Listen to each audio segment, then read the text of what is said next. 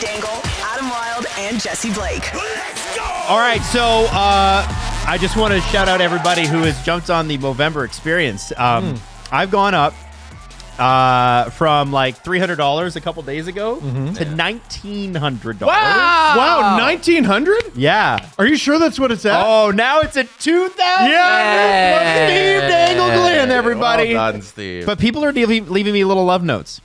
Oh. It's nice because like some people are saying, I forgot. Damn it. yeah, you didn't write anything. Boo. I guess you'll have to donate again. A lot of people. I guess so. Nice mustache. Where'd you get it? At the toilet store?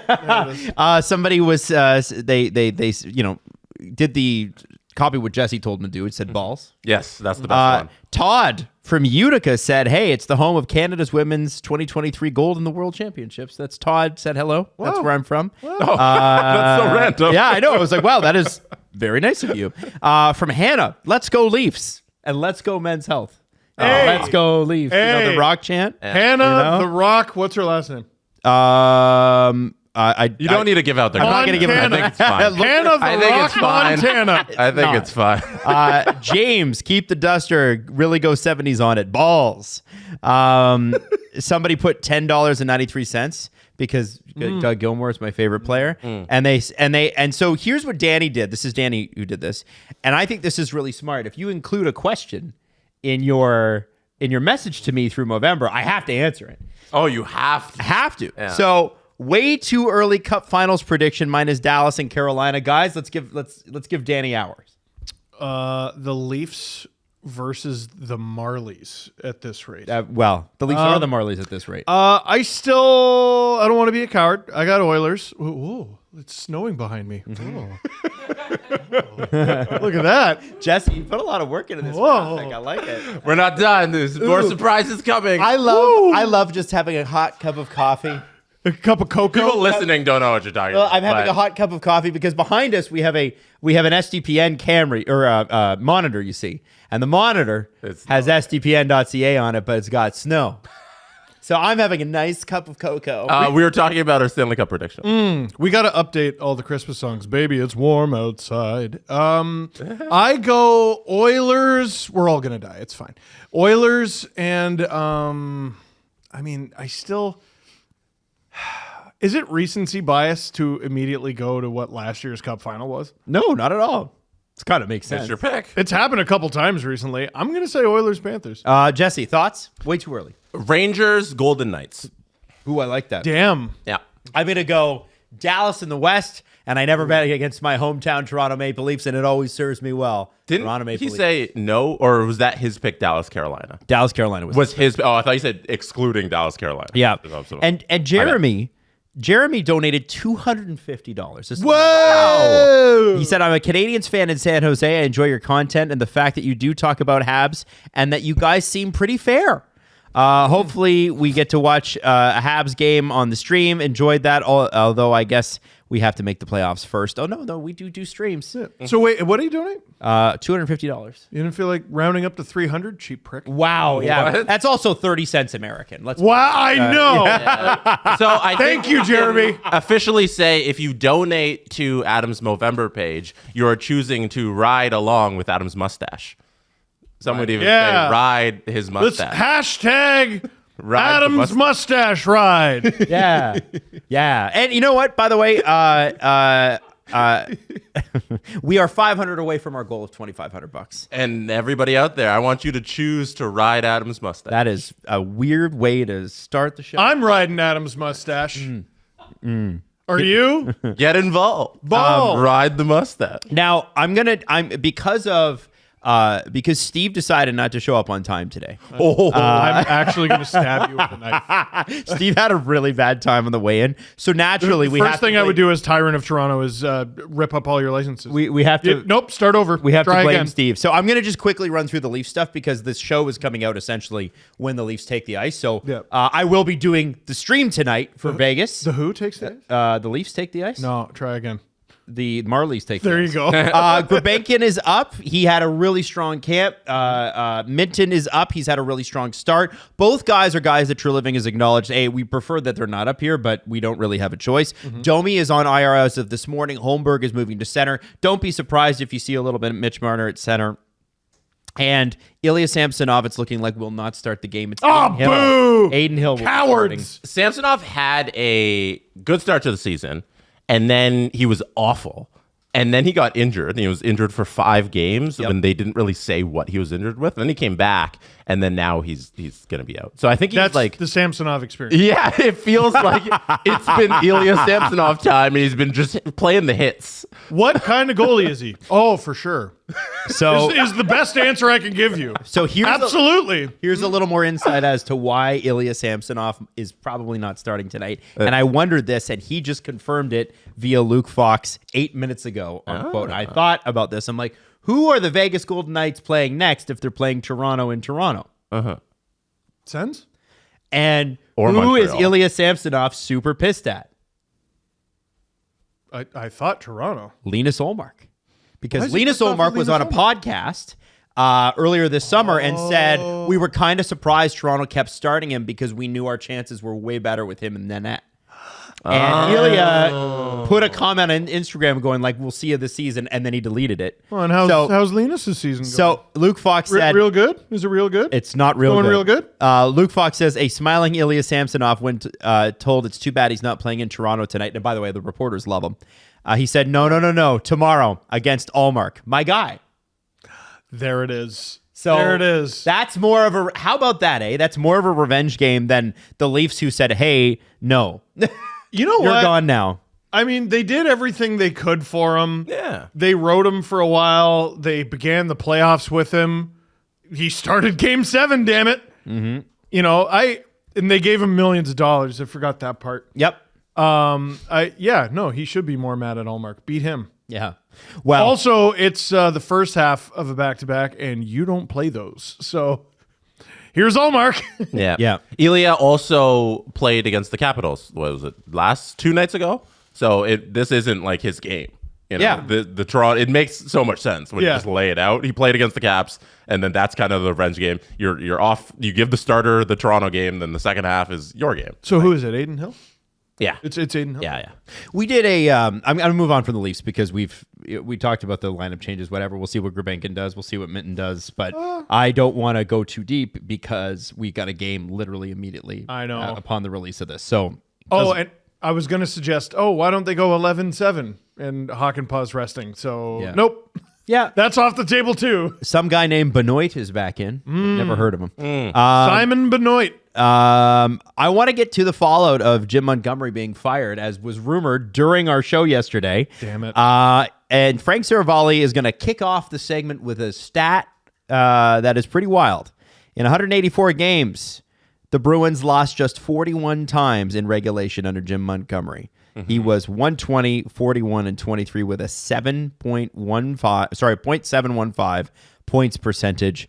That is bonkers. And I think there are a lot of teams getting ready to fire their head coach and hire Jim Montgomery. Yeah.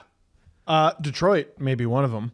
And that's probably it's time. You don't like Gru? I think Hey! I don't like need different Gru's bald team. guys. I also don't like Gru's.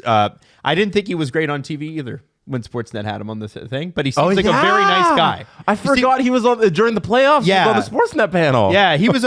I remember watching him and going, "Okay, guys, No, Tampa all right." didn't like so what he said. it's not about being good on TV. It's just about you're in the league, so you can talk. Whoa. Listen. No, I He expect. said something interesting and he got shit for it.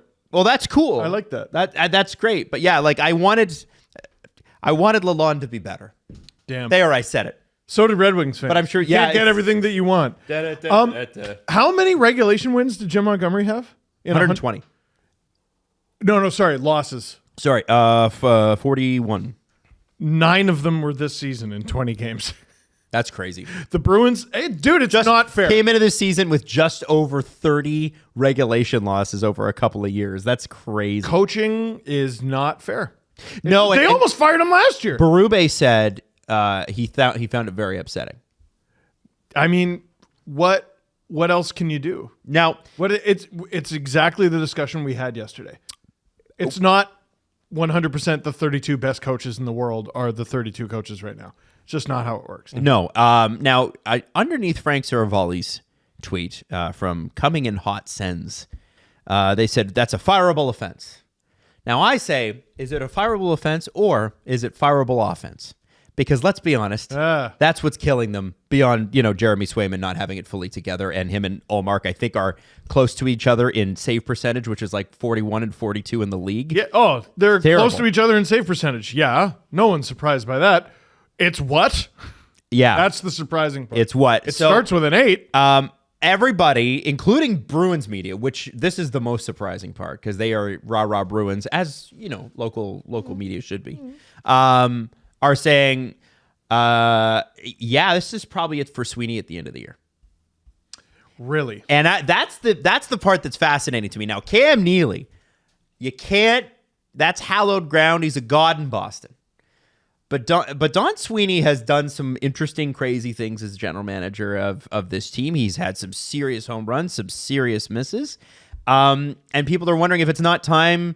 They did put $18 million into two guys who cannot score.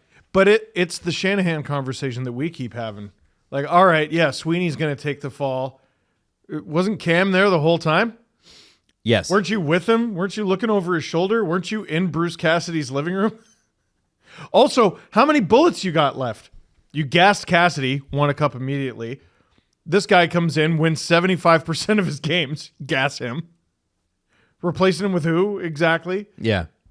Did Sacco and Sweeney play together? That's probably my assumption. Sacco last coached the Avs in 2012, 2013, and has been nipping around for jobs there. He's been in contention for a lot of jobs. Apparently, he's an ass kicker coach. And Montgomery's more of an X's and O's coach, guys. So he's a motivator. Yeah. Okay.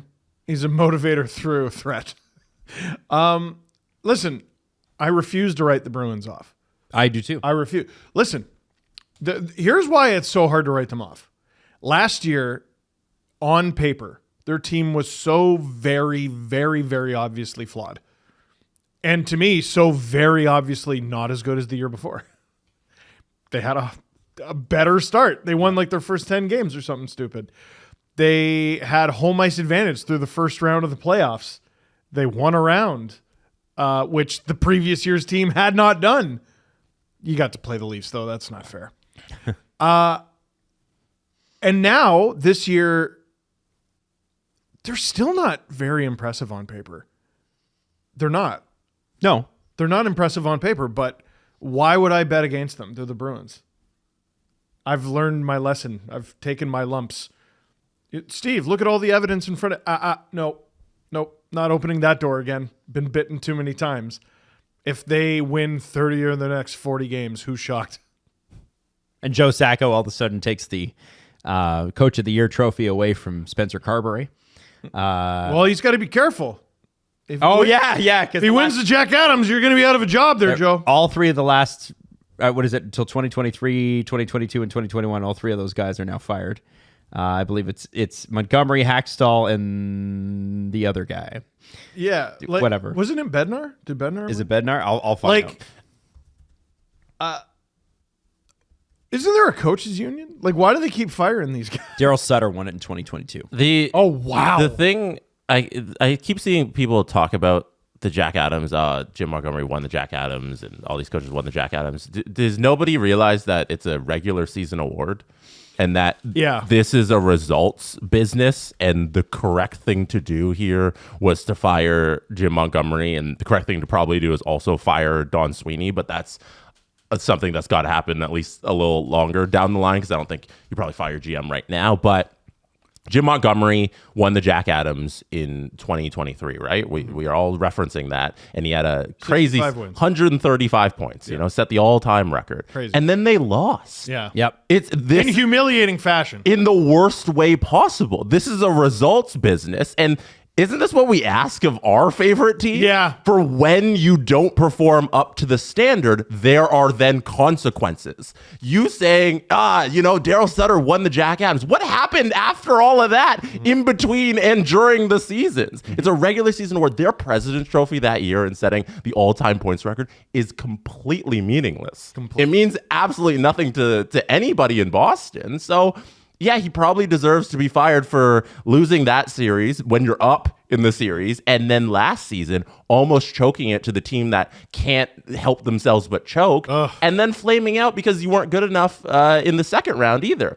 But then you come this season, you get off to a poor start, and all you start doing is calling out your players. Every single week he's calling out a new player. He just keeps benching them. Clearly something is not getting through to the players if the GM feels that he's put together a sufficient roster. So now it's on the GM who doesn't have any more bullets to fire. So now we're talking about the president looking at the GM. Maybe it's the roster's fault. This is the normal progression of pro sports and how management works. So why are people shocked that he won the Jack Adams and is fired? I was texting with a pro hockey player yesterday, and he was just like, what a league. Sheldon Keefe was the coach of the Leafs for like half a decade. And Montgomery gets like half that. Yeah, because they have a standard. Yeah. The standard It's the Bruins. The standard in Toronto is you get as many kicks at the can as you want. And then we'll bring in a guy, and then he'll get some kicks, and he'll be like, I just got here. I just got here. Listen, there aren't many great Simpsons bits left, but one of the best is Bart Simpson is playing with the Canadian national men's basketball team. Yes. And this is like before Steve Nash. They were horrible. They were dreadful for a number of years. And he takes a shot and he misses, but it hits the rim. And one of the players on the team goes, wow, that was close. You can play center. And to me, isn't that the Leafs? Wow, that was close. You could be our coach for half a decade. Yeah. And the Bruins just have a different standard than that. 120 wins. That's pretty cool. How'd you do in the playoffs? Oh, you lost 2 out of 3 series?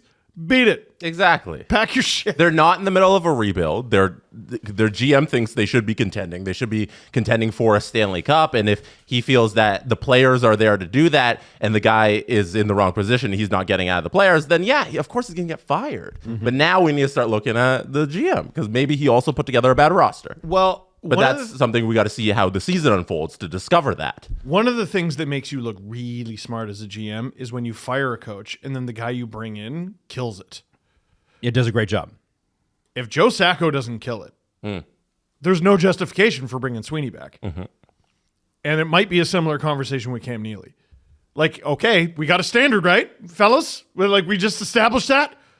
Okay, how long have these guys been here? How much stuff have they done? What's it added up to? That's all I'm saying. That's all I'm saying. They use their bullet on Cassidy. He goes and wins a cup. They bring in Montgomery. That's their guy, top to bottom, start to finish. And they get to make the decision to gas him. That's your last bullet. Mm-hmm. That's all you get. 100%. It has to be. And you're lucky you're getting that. Yeah. I think we're seeing, too, how hard it is to replace a guy like Patrice Bergeron. Yeah. Oh, yeah, you think? You know, if you need any more insight into how good Patrice Bergeron is or was, look at what's happened. They didn't have him last year. They didn't. But, you know, last year, I think there were questions. Yeah. Last year, there were questions, and it's funny that there was, considering how great they were the season before, there were questions because of how they lost to Florida. Mm-hmm. And then there were even more questions when they almost gave up the 3-1 lead to Toronto. Well, they did give up the 3-1 lead to Toronto. They just happened to win Game 7. Tied in overtime. We could have ended the Bruins right there, but we couldn't. You could say that a lot of times. Yeah, I mean, but no, we couldn't. I keep saying it. I keep saying it with Brock Besser in Game 7 of the Oilers series. Like, what if the Canucks had him? What if the Leafs had Wool? I know. Son of a gun. I know. Son of a gun. You never know. Yeah. There's only 2-1. So so that the fallout's been interesting, and I obviously will see what happens with the Joe Sacco, Boston Bruins. I'm gonna mess that up a million times. Yes. From now until You should have to change his name. Yeah, that's Sorry. not fair. There's a guy who has a similar name, and he's like too good. I'm pretty sure he played for the Did he not? Joe Sacco is a former Leaf. Yes, he is. Was Yeah, he? yeah. I don't remember that. He played I remember for- him with the Avalanche. He played for he coached the Avalanche, but he played for the Oh, Leafs that's why. and the St. John's Maple Leafs when that was a thing. And then he played for the Ducks in the early 90s, the Islanders, the Capitals, and finished off his career with the Philadelphia Flyers. And I know this because I got his hockey card constantly. I don't know why, but I was like a Joe Sacco magnet when it came to my Blockbuster. This is how long ago this was when I used to get my Friday night movie rental and hockey cards, Dude. from Blockbuster. So we've done this bit before on the show. Like, Americans don't understand how big of a part of everything hockey is up here. Yep. Remember, I was like, hey, Sidney Crosby has bread commercials. Do Americans know about that? And they were like, what? And then we showed them the Dempster's bread commercial of Crosby making himself a sandwich. Mm-hmm. Hockey cards used to come in Blockbuster boxes, Kraft dinner boxes, which I think is the most Canadian thing ever. And do you remember the cards that came in boxes of fish sticks? I never was allowed to eat fish sticks. That was a bridge too far for my family. Why was that a bridge too far for your family? I don't know. Oh, they probably were worried about mercury in the ocean or something. I don't know. You should have been in my house of neglect because it was a great time having fish sticks and hockey cards. Don Sweeney said just a few minutes ago that the team entered into contract extension talks with Jim Montgomery, couldn't reach a deal, then had to make a decision when the team performance reared its ugly head after 20 games. He says the players are not where they need to be. We're either going to get back there or there will be continued changes across the board. Didn't want to pay a guy, huh?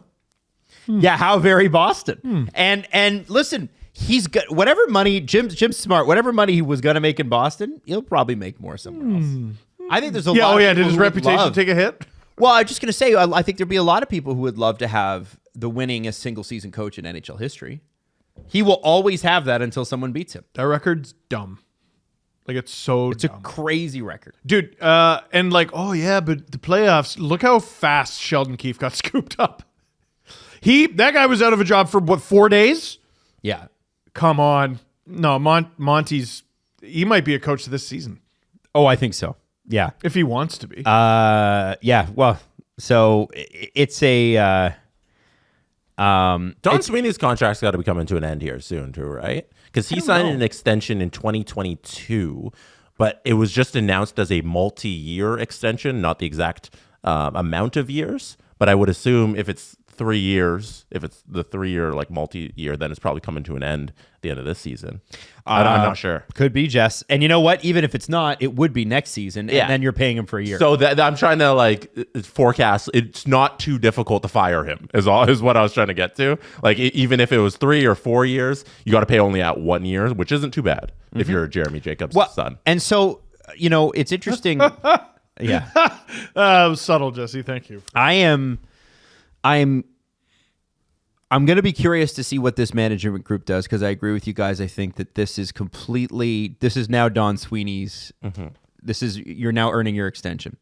And I look at the roster, and Lindholm Hampus is out, but Lindholm Elias. Oh no. No, you get mad. People get mad at you when you say anything other than Elias Pettersson, right? So I say We'll get there. I got it. yeah, that's why I'm making a joke. Yeah. My point is, Just say his number. who are you going to trade? Who are you going to trade? What are you going to do? You got next to no prospects. They're not a loaded system. No, Adam, they're not trading anyone. No, they are. No, the new coach is going to come in. Because you just got here. And he just got here, and he's going to be great because Don Sweeney built a perfect team. There it is. I am wondering. You might not be wrong. I know. That's the crazy That's the part. stupid thing about this whole conversation. Are we in a If situation? this gets clipped in a couple months, I'll be like, what? I meant it. I don't know what kind of roster lines the Sacco's going to put together, so it's a little difficult when you look at Puckpedia's lineups. But I love their lineups page; it's so good. Zacha setting up Pasternak is interesting. Okay. Is Zacha the guy that's going to get 50 assists setting Pasta up? Because not going to be Lindholm. Charlie Coyle is a Why well-paid. isn't it going to be Lindholm? Lindholm played on a line with 4 40 goal scorers. Or no, that would be impressive. I think if you've watched, he played with 3 40 I goal think scorers. if you've watched him in the last couple of years, you'll notice that he's not that player. Well, goddamn. Then why'd you give him all that money? Well, and this is where the general manager needs to work his magic. Who is What that? are you going to Who's do? that? Huh? Is that Monty? What do you mean? No, was the- that's he was not the Monty. GM? No, that would be Don Sweeney. Yeah. Oh. Isn't that crazy? That's funny. You should point that out. Just everything kind of leads back to that one. Yeah. That's crazy, isn't it? Oh, wow. Yeah. Hey, Matt, you know what would be crazy? You'd probably still have a really good head coach if you hadn't gone to war with your starting goaltender over $300,000 and having missed the entire camp, right? There's $300,000 a year. And Montgomery did that, right? No, actually, it was Don. Sweeney. I don't know if you guys, you probably don't know that, but No way. Monty didn't do that deal. It was Don Sweeney. Oh, I was confused. Yeah. Yeah.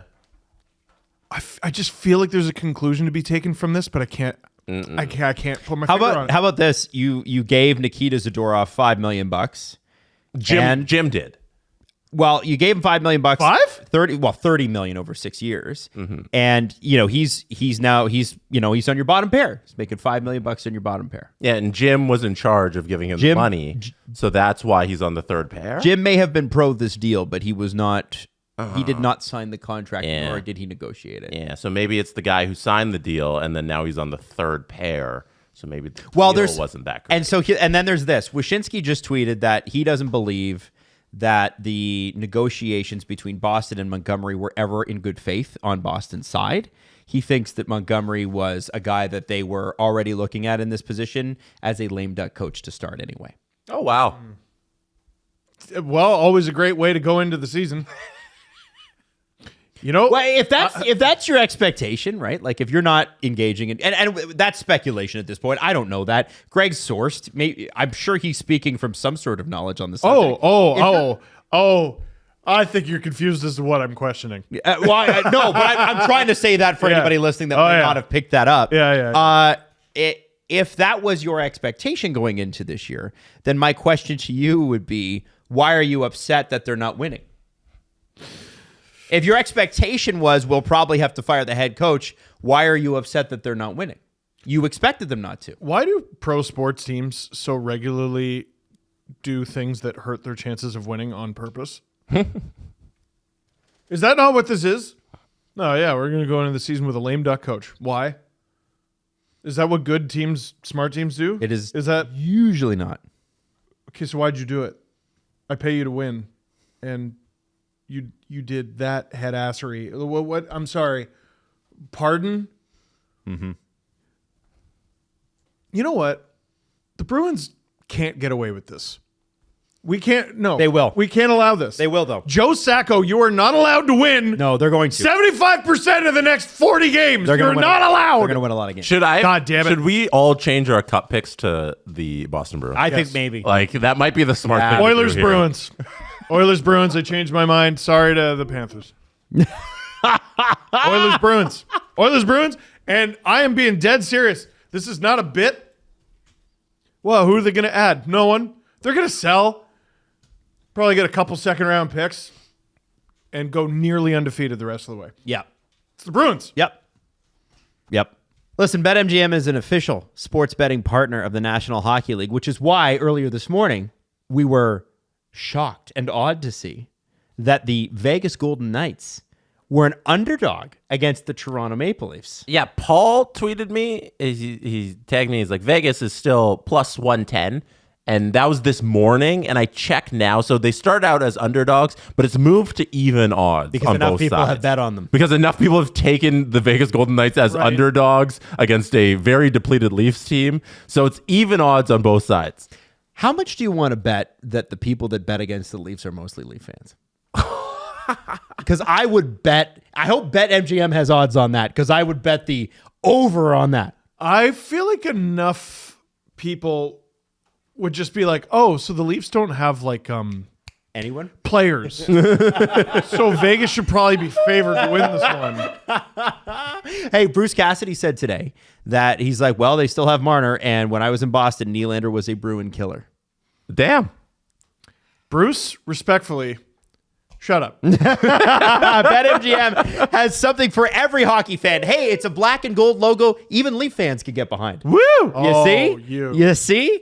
Find out why BetMGM is an official sports betting partner of the NHL in Canada, but they're also the king of sportsbooks. BetMGM.com for terms and conditions. Must be 19 years of age or older to wager. Ontario only. Please play responsibly. If you have any questions or concerns about your gambling or someone close to you, please contact Connects Ontario at 1-866-531-2600 to speak to an advisor free of charge. BetMGM operates pursuant to an operating agreement with iGaming Ontario. Interesting follow-up with the salary cap that we were talking about yesterday. And I want to take this moment to plug Agent Provocateur because Alan described what? You don't like Agent Provocateur, Steve? No, I know what you're getting to. Oh, the Gary Bettman press conference? Well, can you at least try to help me sell an SDPN show first. Oh, okay. Sorry. Why are you so depressed? Here. Put the camera on me and then say what you were about to say. So we got Agent Provocateur coming out in the next couple days. Cool. What's going to be on it? Well, we are talking about Alan and Jonathan Huberdeau going to see Bruce Springsteen. That's great. And then also, what a fun anecdote. A follow-up to the report that Elliot Friedman had on headlines on Saturday Night Hockey Night in Canada. And a little bit of news? How the cap could go up to $97 million. 97? And Alan points out that under the cap calculation that existed until March 2020 when they had to renegotiate it, the cap, based on the numbers currently available, would have to be at $110 million this year. What? So the cap is going up a lot. No matter what Gary told you yesterday, the cap is going up a lot. Adam. A lot. You better be careful. Because everyone's going to think that AP stands for Amazing Podcast. Oh. Because that's all I got from that. So that's coming out. Now, yesterday, Gary Bettman was in Toronto. Oh, here. Talking about stuff. He went to the Primetime Sports Management Conference. We're never invited to that. It's weird. Which saw he's talking about the NHL Global Series. And he said international growth is something we're focused on. We just played 2 weeks in Finland. We did 2 weeks in Prague, blah, blah, blah. And then he's talking about the, how we want to grow things. But then he talked a little bit about the salary cap and the Elliot Friedman report. Without referencing Elliot Friedman directly, he said that the numbers were inaccurate and they'd not had any formal discussions. Now, I doubt very much that the numbers are inaccurate. I do, however, believe that they've not had any formal discussions. I will tell you this, the informal ones have been heating up. And what he means by formal discussions is this. It's the NHLPA and the NHL talking to each other. And this is what I told you yesterday, the first time that the PA has had something other than withholding services to negotiate against the NHL. And this likely results in the players getting a better deal the next time they're at the bargaining table, which I think is kind of cool. You know how sometimes we talk about what we would do if we were billionaires? Yeah. I would hire a private investigator and figure out Gary Bettman's most frequent route to everywhere. And I would line the route with nothing but advertisements for all-inclusive resorts and retirement homes and lawn darts and other fun activities for retired people. Because he is in his 70s and should do that. Mm-hmm. When are we going to be done with this? Oh, man, as soon as the owners are upset about it. But they're not. But I'm wondering, Steve. Sports held hostage. I am wondering. It's actually held hostage. It's 1993. 1993. He became commissioner. Yes. We're still here. I'm wondering if Marty Walsh is able to take advantage of this little thing, and if this little thing spirals a little bit for the NHL. And if the owners are Maddie's laughing. Guys, you all laughed when Marty Walsh took over, and so did I. I was like, what the hell? This guy's hooked in, whatever. He's done a great job. There's momentum building. Gotta wonder. Hey, Jake, I know you're listening, Mr. Paul, all right? Do I have something for you? There's a 70-something-year-old out there just waiting to be called out for a boxing match. This is your chance. Call him out, Jake. Gary Bettman, Madison Square Garden. How you feel about it? Come on, buddy. Don't think that's going to happen. But why not? I thought you would find that interesting. I didn't. Alan will go deeper into that on the show when it comes out a little later this week. Obviously, the NHL also recommitted to playing in Italy for the Olympics, which is great, and having more international tournaments and that sort of thing. I'm so stupid. I thought you meant for the global series. Well, remember, though, that we had brought up the when the issue of the Olympics first came up a couple years ago, they were worried that the arena wouldn't be ready, even though there is already a professional rink in Milan. Yes. They were worried that the new one that's bigger wouldn't be ready. And None of that happened in the press conference yesterday. And so this is how far we've come, because Gary used to like to do that. Well, if we can't play it and a thing, I just don't think we can do it. And I think the PA is in a much stronger place now. And I think what's key to that is star players getting involved. They actually Yes. kind of care. They're looking at other sports. As I said yesterday, they're looking at other sports and going, how come? Wait a second. So you're telling me we're at $7 billion and I'm making what? An active and informed union? What a crazy concept. Welcome to 2024 NHLPA. Holy fuck. Yeah. Took you long enough, but honestly, no, it's good. It's genuinely a good thing. Just for clarity on those comments, that one comes from a press conference at the Primetime Sports Management that happened on the 12th. Oh, okay. And then the salary cap ones happened in Ottawa yesterday because Right. down Oh, there for sorry. the game. Just because, Yeah, so clarity. I Yeah, mixed yeah. that up. Sorry. Yeah. It's my bad. No, all good, all good. Stupid idiot. Yeah. You couldn't take 20 seconds? I know. No, we just did. No, I'm just a joke. It's a joke. Man, you're acting like tweets. Yeah. I'll tell you, Blue Sky, everybody, it's very kind. Everybody's like, hey, here's a legitimate point. And I'm like, wow, that's cool. I'm going to give you my legitimate point back. It's like, well, we can agree agreeably or disagree agreeably. No, Either way, people- it's agreeably. People on Blue Sky behave like people. It's cool. Yeah. It's weird when you're not botted to death. Anyway. Julian McKenzie from the Chris Johnson show of SDPN, was the one who wrote up the piece in The Athletic about his comments yesterday in Ottawa. Has Julian been in the same room with Gary before and like been in a press conference with Gary and asked him? I don't know if he's asked him a question. I think he's been in a room with him. Yeah, I want to know if he Even asked. we have been in a room with Gary. Yeah, we've been in a room with Gary. I want to know if Julian asked Gary one of these questions that led to like the salary cap news and stuff like that. Oh, I don't know. I want to know if Julian's making news, asking questions. I mean, he is making moves. He is making big moves. Yeah. Speaking of Julian, Calgary to Ottawa. I want to talk about this. Laugh. You guys see the Sens game last night? Laugh. It was a good See one. the highlights? Anything? Evan Bouchard. Evan Bouchard. He laughed in our face. Can we bring that up? Can we just show that, or like not the goal, but like, can we get a screenshot of that? No, we'll get demonetized because he's just poured kerosene on and set a man on fire. He did. Yes. And as I tweeted last night, Evan Bouchard giveth and Evan Bouchard taketh away. Oh, I think we've gone well out of our way to be like, you accept the bad with Evan Bouchard because of then he set a man on fire. Yeah. If we're gonna talk about the bad, then we got to also showcase him absolutely destroying. The screenshots aren't doing just. Oh, okay. No, this is pretty good. Okay, And then there is that. They weren't doing very good justice to the play, but I think this is a decent showcase of what Bouchard does here. I So think look at that's this Thomas little- Shabbat. Look at this little dipsy doodle. Bad. That's Thomas He's Shabbat. he's a bad. God damn! He is a bad. Man. Right through the wickets. Later. Oh, Bye. Top shelf. Bye. My favorite thing is when you finish a move like that, top shelf. That's beauty. Oh, there it is. Just Disgusting. everything executed despicably. Yeah. Yeah, that was Great their stuff. answer back game. So what's interesting though about the Senators is Bouchard gets that goal like first thing, right? That's within the first 4 minutes of the game. Then Stützle ties it up 10, 12 minutes later, and then McDavid and McDavid, both different players.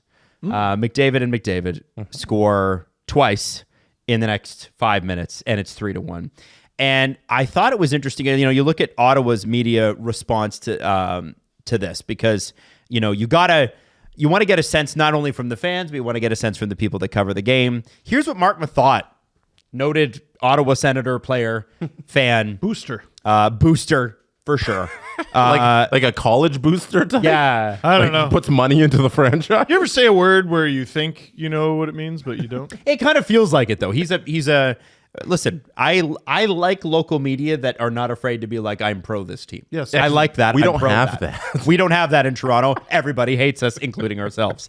Mark Mathot, not trying to sound dramatic at all here, but the next on the chopping block, if this continues, isn't the coach or the GM or the owner. I don't know why he would say that.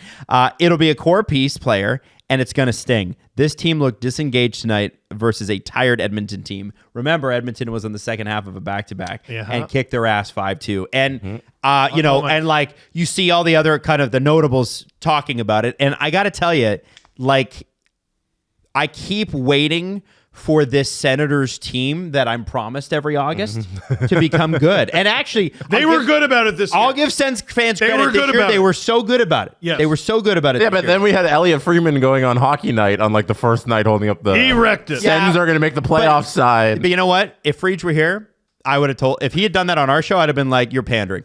You're pandering, Al. You do not believe that.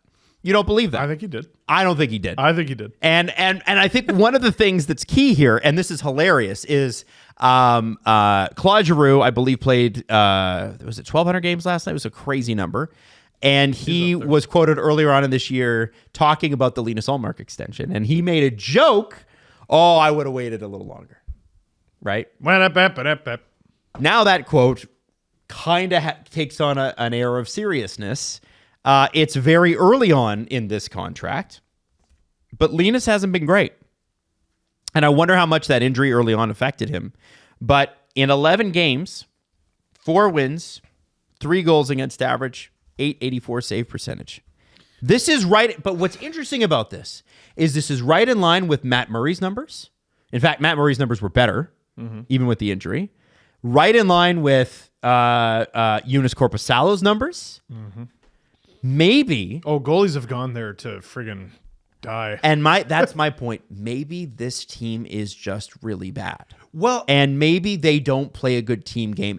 And maybe the yes, mix. I agree with you on the second part. Maybe the baseball gum glove, maybe it costs $1.50, Oh. but you only have $1.25. See, this is another Tony Hand of mine where I tell this story all the time.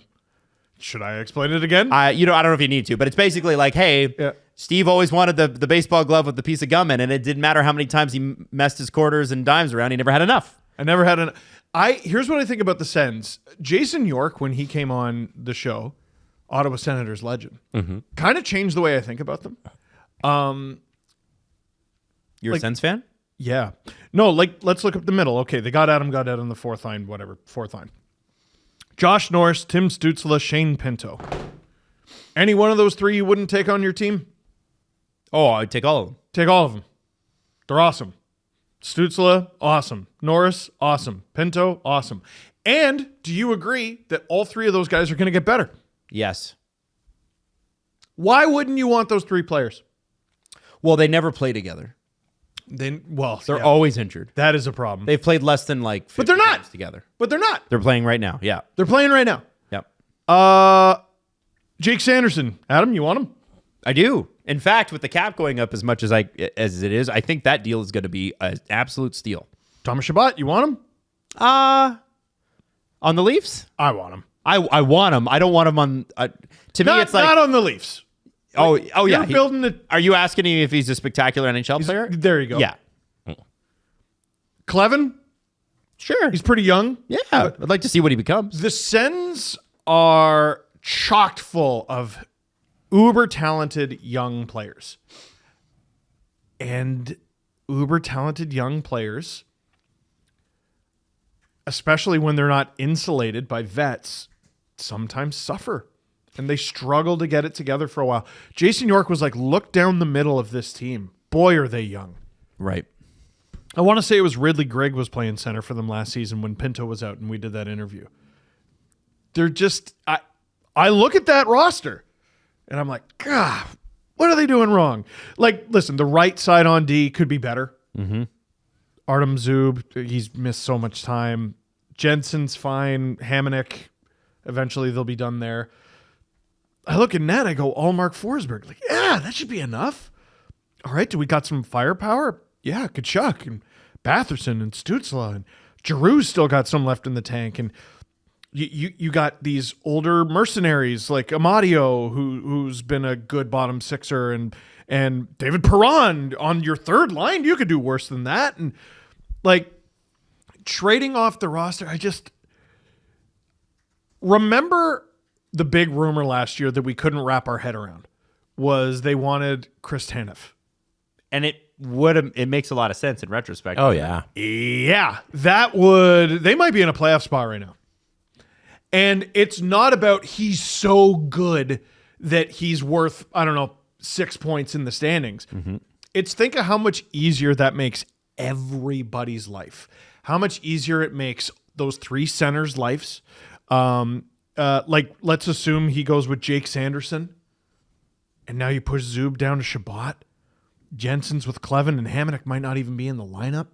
How much easier does that make Allmark's life? Like, I don't think you got to trade off this roster necessarily. I think it. Oh boy, are they better than they were last year? Like, are they ahead of where they were? I don't know, but I think they're better. I don't know if they're statistically ahead or not. I don't punish the team. The coach Jay just got here. I like the talent. I like a lot of things about the Sens. What if it's just not time yet? Well, and that is interesting, Steve, because I think that for a lot of people, that's what they're wondering. I think you're right. You don't trade off the roster. You trade on it. You trade on it. You need a bet. You need bets. And you look at teams that are struggling. Here's what I look at. I look at like San Jose. Okay. I look at Anaheim. I look at Pittsburgh. San Jose, who, by the way, it looks like they're having the best time. They're having just vibes are great. Yeah, because it's like Montreal a couple years ago when St. Louis took over. Everybody's just enjoying it. And they win a few games, and every game they win is the best. Exactly. But you look at expectations, man. Yeah, the expectations are not there, right? So you can have fun. Like, I'm looking at, like, okay, can the Sens trade off their picks? Maybe. Like, they have their first 3 picks this year, no fourth, 5, 6, 7. Next year, they have a first, no second, 3 thirds for some reason, no fourth. Mm-hmm. Well, I wonder. I mean, it's a question too of what the San Jose Sharks would want to do. Like, but is a guy like, a Zetterlund available? Is a guy like Granlund available? Is a Toffoli available? I'm trying to build. If I'm the Sharks, I'm trying to build. Okay. And I want to insulate Celebrini so that I don't and Will Smith so that we don't end up like the Sens. So where we got all this talent. You go to a team like Pittsburgh who are willing to. There you go. And they're looking for futures. The Sharks are no longer, even though they say they're not. The Sharks are no longer a carcass waiting to be picked. That's in Pennsylvania. And then you go get a Nola Chari. Do you go get wouldn't that be a great fit? Yes, I think so. Do you go get I don't know, Marcus Pettersson? Steady up that defense. Right? Yeah, problem is, you like a righty. It's every damn team would like a righty. Well, sure. Do you call up Detroit? Well, Detroit's not going to help you. No. And also, I don't know. Justin Hall, maybe? Well, that's sort of what Justin Hall retain action? Sort of what I was thinking, and the Leafs aren't going to help you. Yep. No, they're not. You should be working that phone, though. I think that the time is now for the Senators to actually drop a little of those future wins for some today wins. And that's what you're doing. You're trading a guy who will be good in the future for a guy who's good now. I just had a crazy idea. Crazy idea. Crazy. Michael Bunting. No Sens fan whatsoever is going to go for this. Go for it. Adam, I looked off San Jose too quickly. Because there is a right-handed defenseman in San Jose who was part of a very big trade Timothy there. Liljegren? Jake Wallman? Another former Leaf. CC? Cody Back Ceci. to Ottawa? No Back way. to Ottawa, baby. I don't think that. Come on. Thank you, Jesse. Make it happen. No way. Come on. I don't know if it makes much sense. I'm also not sure if the mix in Ottawa works. Julian McKenzie did some good post-game work after their loss, and he outlined how they've performed every November. And we haven't reached a December 1st in the NHL since 2016-17 season, where the Ottawa Senators were in contention by the time December 1st rolled around. Really? Their records the last previous November 1st are 4-5, 4-9-1, 1-10-1, 8-8, 7-7-1, 3-7-1. That's going back to 17-18. This team, they haven't had a good start to the year ever. This mix of this core, and right now in November they're 3-6-1. They are Groundhog Day every year, and eventually you got to get to the point where you're like, okay, this mix doesn't work. The core pieces that you're outlining there don't have enough there to get it done. And one thing I found really interesting after last night's loss is something Travis Green said, is that they had a bad practice and then that carried over to the game. Whoa. Interesting. That's a really bad omen for me, because if you're not getting up for practice and then also not getting up for the game, there seems to be a bigger problem there, because Travis Green just got there. Yes. Like, this isn't a coach where you're burnt out from his message. This isn't a coach who's been there for a while and you're like, okay, we're going through the motions now because I know how practice works with this coach. He just got there this season. Hey! Stop. Come on! On November 19th, before Edmonton comes to town, when you've won 3 games this month, you should be up. You should be up for practice, and you should be up for the game. And I don't know if it's the mentality of the core guys there, but I think they have a deeper problem than just like bring in a vet and it'll fix things. It might be the people who are already on this team that need to be shuffled. And who is it? I heard an anecdote. I don't know if I should use the player names. Put it this way. There's a former Bruin and a former Leaf. Mm-hmm. We're golfing together. And the former Leaf was lamenting his spot in the lineup and his spot in the league, basically. Whining, basically, to this former Bruin.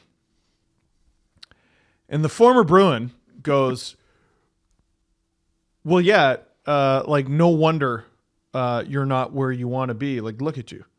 Like, you don't take care of yourself. You don't work hard in the off season. You don't do this. You don't do that. He didn't just listen to his buddy and let him vent. He was like, yeah, you don't do shit. And I think of that story. Yeah, well, and then that player picked up his socks and he's had an incredible NHL career. Oh. Yes. I don't think it was Austin. I don't think it takes Scooby-Doo to solve this. Was it Austin? I think no. But I can't help but think of that story and think of the Kachuk brothers. Like, because we know they're close. Mm-hmm. We know they talk all the time. Like, and I'm just imagining Matthew going, what do you mean you had a shitty practice? What? Mm-hmm. Do the guys on your team want to, like, play in the league? Mm-hmm. Do they want? Like, are you kidding me? Are you? They had a bad practice? I can't imagine a veteran team like Florida being like, you know what, we had a shitty practice and it carried over to the game. Like, are you? Like, yeah, what? dude. No, because Paul Maurice would sooner kill them. Oh, yeah. Matthew Tkachuk alone would do it. You fuckers! Oh, it's one of the best clips of the Amazon documentary. You know, guys like Barkov, you think they just have shitty practices and then they're like, you know what? And then we didn't get up for Edmonton. I'm sure they have practices that are better than others. Exactly. So are you suggesting, guys, that the best thing to do here is shock and awe a little bit here and make a bold trade? Yes, but Eventually. I don't think necessarily trading off of a core piece. Like, I'm too tantalized by the talent that's there, but that's unacceptable. That I love the theme of this season has been new coaches coming in and torching their new teams, just not giving a shit what anyone thinks or feels about them. Craig Berube comes in and it'd take him 5 games to say wake the fuck up. Like, yeah. It took him 5 regular season games in a game they were up 3 to be like, shut the fuck up or wake the fuck up. He might have said shut the fuck up too. And then Travis Green's in here and he's like, you guys you can't even practice correctly? Here's what's interesting too, guys. So the Sens have won 3 games in November so far. Mm-hmm. And they won 4 total last year. But 2 of those 3 wins have come against the Bruins and the Leafs. Now, the Bruins are bad. The Bruins are bad. But Ottawa, you would think, gets up for a game like that. Right? It's an Atlantic Division game. The Leafs clearly... The Sens basically have the Leafs number at this point. Oh, it's so infuriating and so strange. But I look at the rest of the schedule. It's Vegas tomorrow night. Ugh. It's Vancouver Saturday. It's Calgary Monday. It's San Jose next week. And it's the Kings on the 30th. They have 5 opportunities here in the next week and a half to get more wins than they had. They could even double the amount of wins they had. There's some real winnable games in there. I think so. Vegas tired, which matters. Vancouver injured. And Calgary. San Jose. LA. Ish. Like, would anybody be shocked if the Sens won all 3 games next week? I would. Well, based on the way they're playing and the attitude, and that's You got to win more than you lose.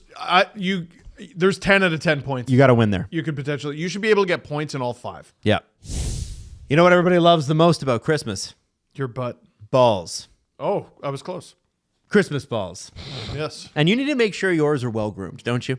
Yeah. Okay. Oh, yeah. You need to make sure that when you're talking to your family about your nothing love life, that at very least you're cleaned up. You're cleaned up. You've got a great beard like Jesse. Yeah, take the snow off your jingle balls. That's right. But you also have a great beard. Like you get the Oh, yeah, no. Because the Performance Package 5.0 has this stuff, guys. You know what? And Santa, it's stuff for the upstairs and the down. does Santa use Manscaped products on his beard? Yes. Why did you have to think about that? He told me verbatim that's what he does. Did he? He did. And what did you say? And what did you reply with? That's great, Santa. Yeah. And he flew away. Steve. And then you talk about North Pole, Alaska. What do you think of these? Did you ask Santa about North Pole, Alaska? And be like, oh, that's my favorite place. Yeah, You're from there? Congrats, Steve. You waited a whole 30 seconds to bring that one up. You one-trick pony loser. And then he said, I'm one of over 11 million men around the world No, who you keep choose Manscaped Santa said that for to sure. kick off the holidays. Santa used I'm pretty sure he used a discount code He too. did. What was He it? did. This is why it makes I don't such a know. great Adam, what stocking did stuff. Santa say? H-O-H-O. No, it Dangle. wasn't. Oh, Dangle. Santa used Dangle. 20% off and free shipping. Dangle. Manscaped.com. Again, 20% off free shipping. Dangle is the promo code. Manscaped.com is the website. Yeah. And Santa is the man who will be putting it in your stocking this year. This has been an ad about ball shavers.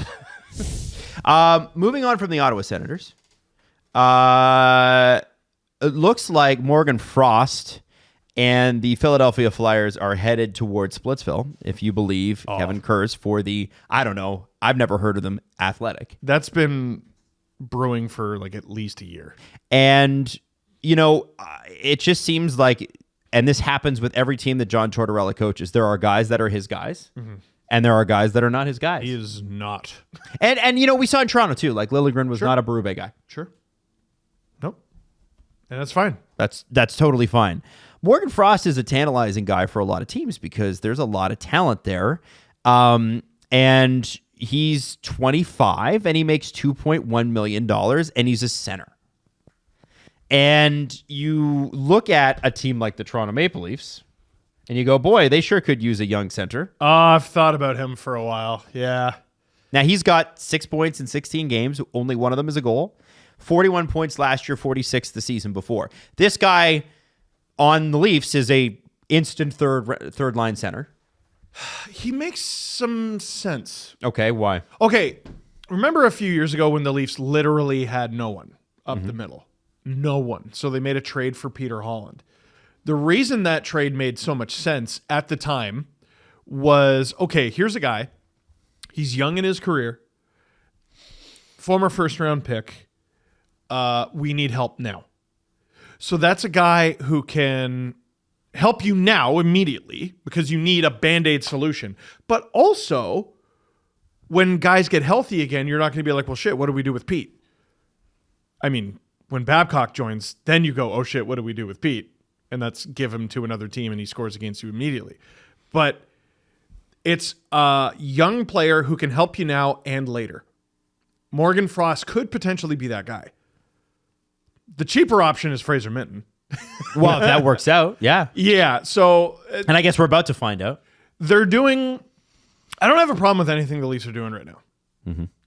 They're But let's taking advantage of the schedule. I do want to make wait. it about Morgan. No, I know. they're taking advantage of the schedule. They're giving their own guys a chance first. And if it doesn't work out and guys are out longer, all right, now we look at Morgan Frost.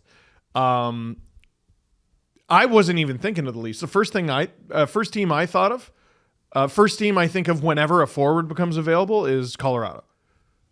I thought of Colorado. And I don't think Morgan Frost would be opposed to that. Well, I think about a team like Columbus.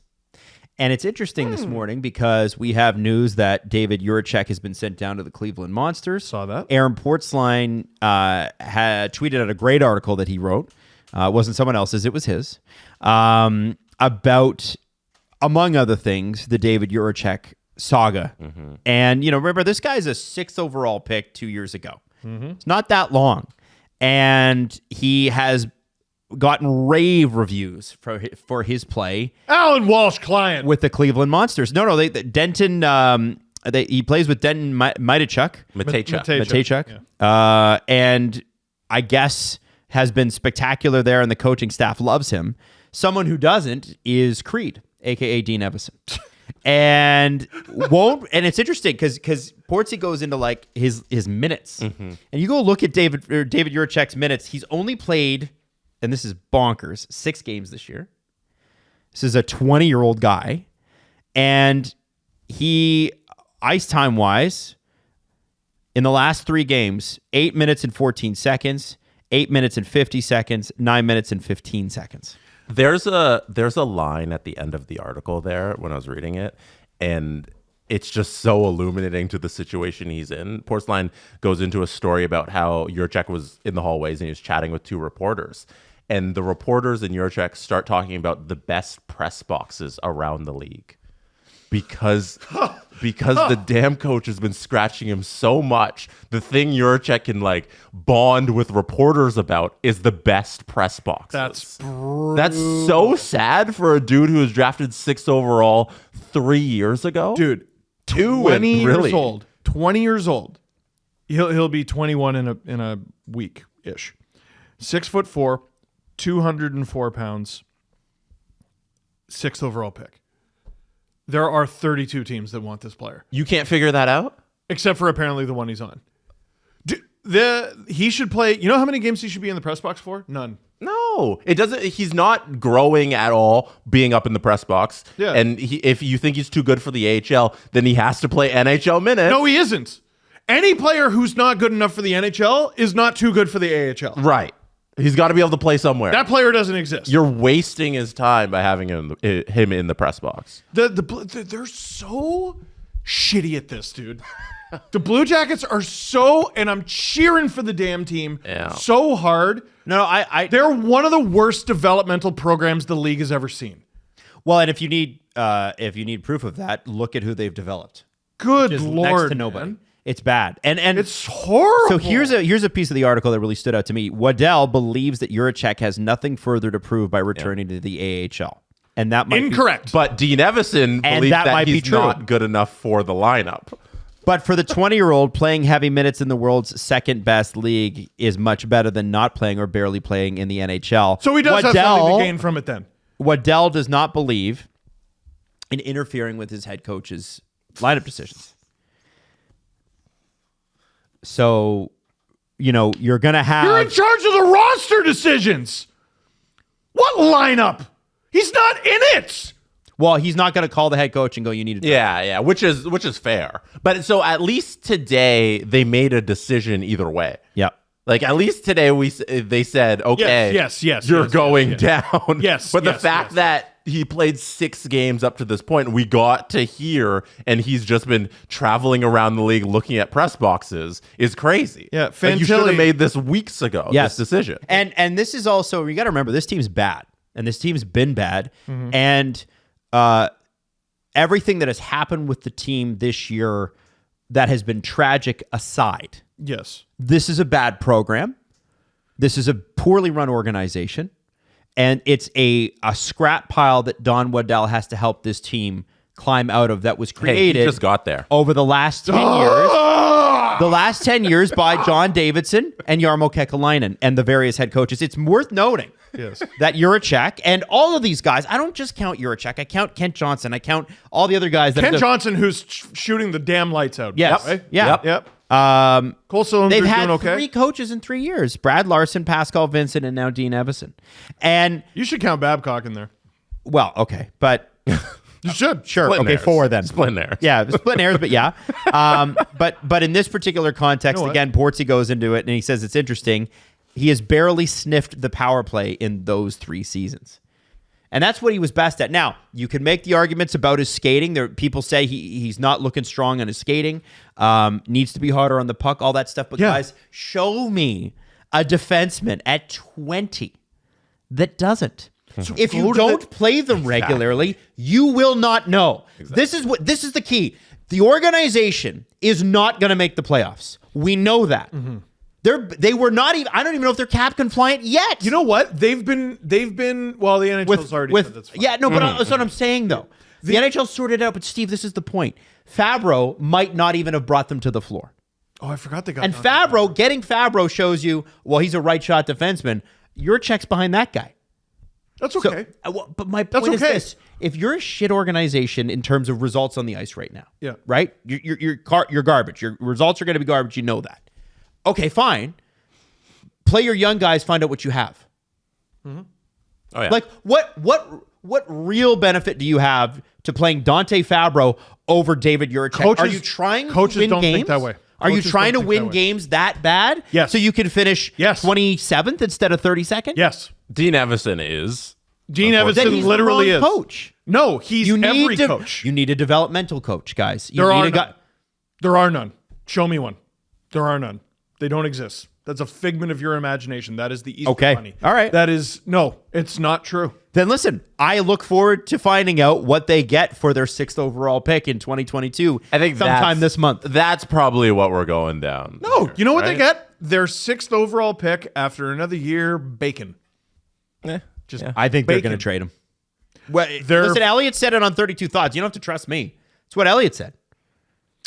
I think they're going to trade him, guys. They better either not They shouldn't. or get a king's ransom.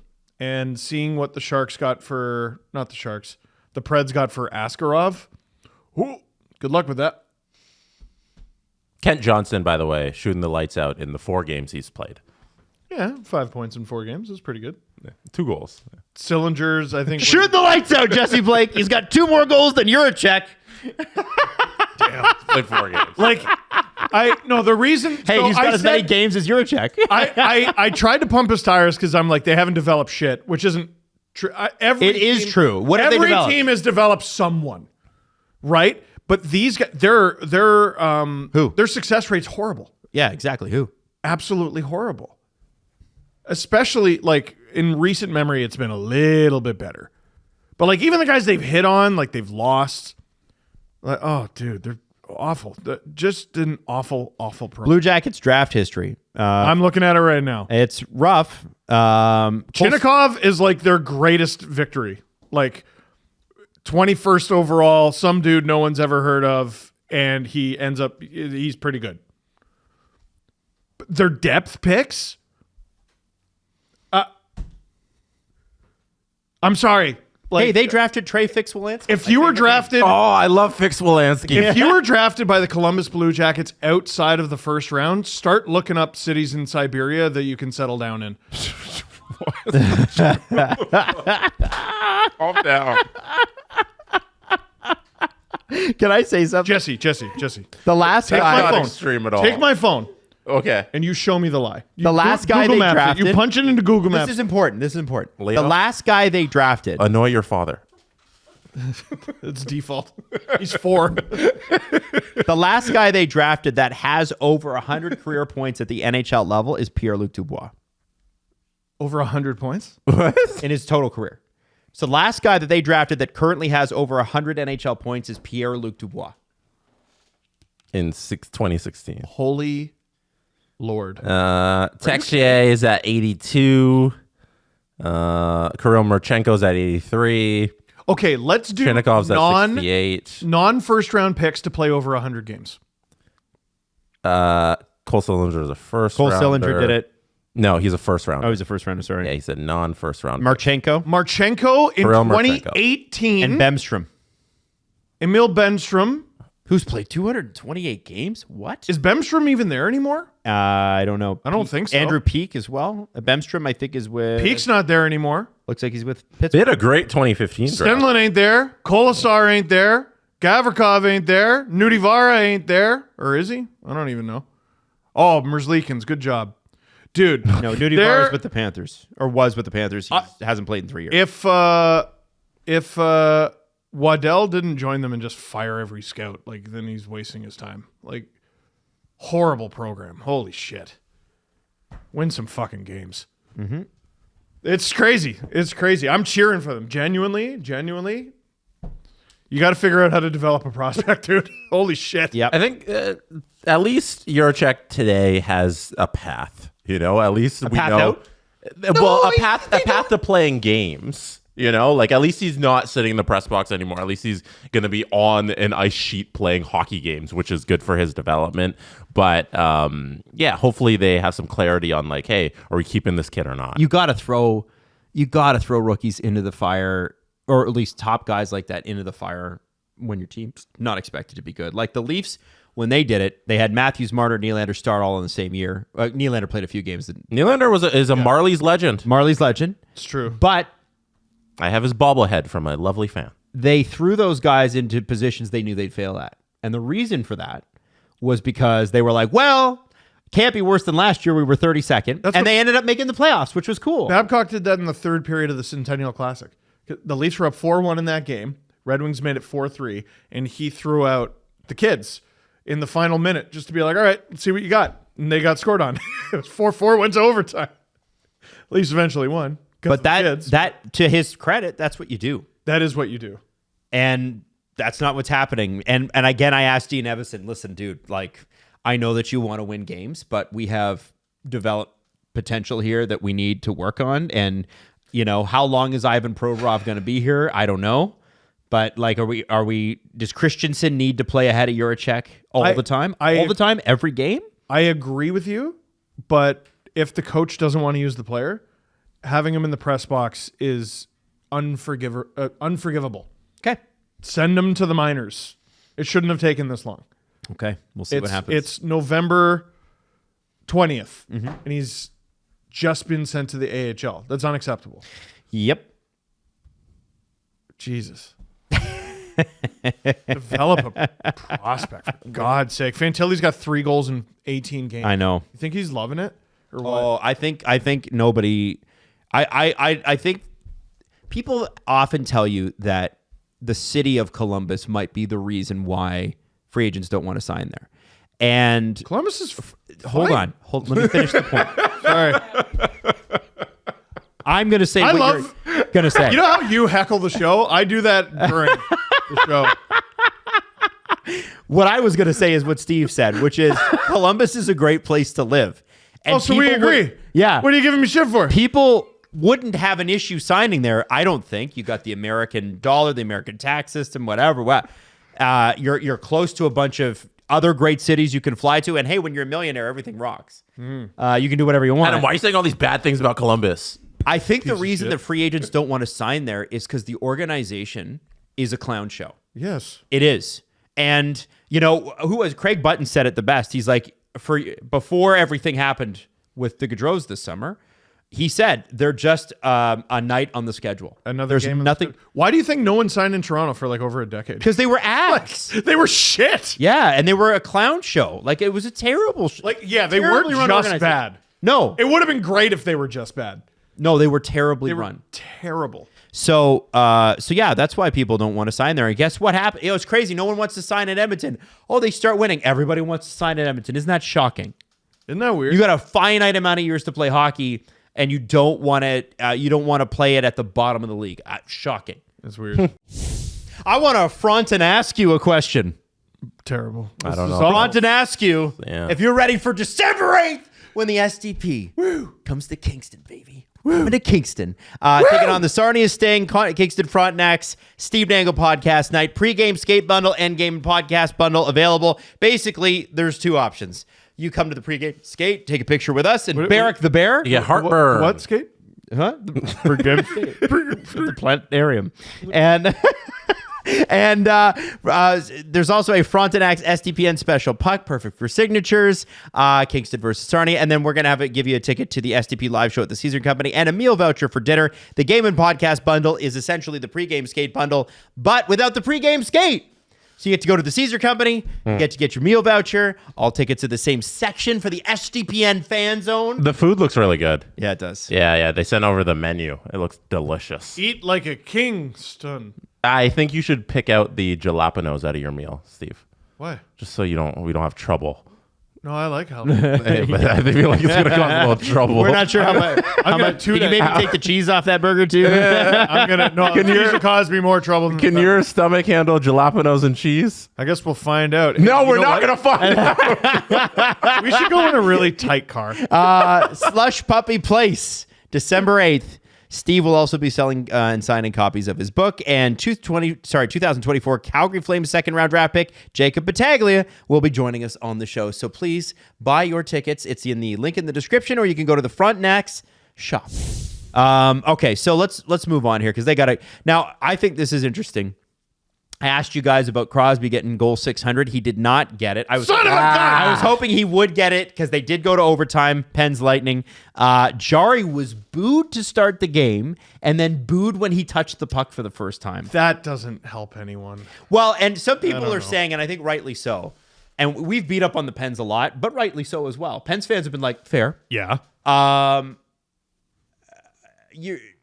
be honest with you. That's pretty spoiled behavior. Well, you didn't even fuck up yet. Yeah, your Bronx cheering your goaltender after all the success that you guys have had. Start the game? Yeah. Like, I've never seen a guy get Bronx cheered to start the game. I'm on the side crazy. of you're a fan, you can boo. Yes. Yeah. No, yeah. No, I'm not saying it's illegal. I'm not getting on when we fans were at the for Jenny's booing. game, they Bronx cheered the Jenny's goalie mid-game. Yeah, you're a fan at a sporting event. You can boo if you want. Well, I hated that too, though. Yeah. I hate it because the kid's like, what, 16? Yeah. 17? I don't know. No, and I don't know. listen, he was just- having a rough night, and it wasn't the starter that we spoke to. It was the other guy, and he like is brand new in the General's case. Here's where the fans doing that makes some sense. Brian Burke always tells a story about his decision to fire Ron Wilson, and the crowd was literally just chanting, "Fire Wilson." And he's like, I made the decision that allowing Ron to coach another game would be nothing short of cruel and unusual punishment. Sometimes things have to get so bad and so ugly for your team and for your market that those in charge have no choice but to do something, because it's just become a laughing stock. That's ugly. It's ugly and I don't love it.